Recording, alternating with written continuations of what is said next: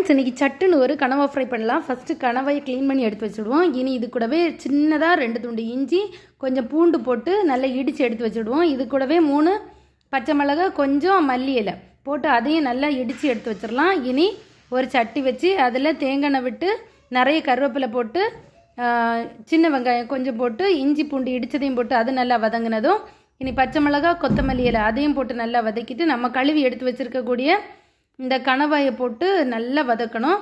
கூடவே உப்பு சேர்த்துருங்க. இப்போ பார்த்திங்கன்னா அந்த பச்சை மிளகு, பூண்டு அதோட வாசனை சூப்பராக இருக்கும், நல்லா மணக்கும். இதில் நீங்கள் தண்ணியை விட வேண்டாம், அதில் இருந்தே தண்ணி நிறைய வரும். நல்லா கிண்டி கொடுத்துட்டே இருங்க. இப்போ பார்த்திங்கன்னா நிறைய தண்ணி வந்திருக்கு, அதுலேயே உள்ளது அந்த மீன்லேயே உள்ள தண்ணி. இனி இது நல்லா வத்துனதுமே கொஞ்சம் கறி மசாலா பொடியும் ஜீரக பொடியும் போட்டு நல்லா ஃப்ரை பண்ணி எடுத்தால் போதும். இது கூடவே மல்லி இலையும் சேர்த்து சர்வ் பண்ணிங்கன்னா சூப்பராக இருக்கும். வீடியோ பிடிச்சா லைக் பண்ணுங்கள், சப்ஸ்கிரைப் பண்ணுங்கள். பாய்.